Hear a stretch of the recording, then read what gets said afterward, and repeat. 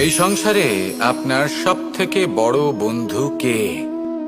কেউ বলবেন ছোটবেলার বন্ধুরা, কেউ বলবেন মাতা পিতা, কেউ বলবেন ঈশ্বর। এবারে বলুন যে এই সংসারে আপনার সব থেকে বড় শত্রু কে?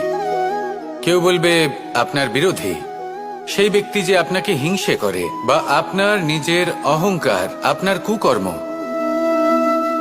আমি বলবো যে এই সংসারে আপনার সব থেকে বড় বন্ধু হলো আপনার নিজের মন।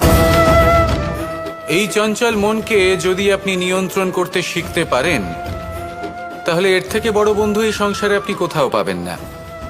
সেখানেই যদি এই মন আপনাকে বশ করে ফেলে, তাহলে সংসারে এর থেকে বড় শত্রুও আপনি কোথাও পাবেন না।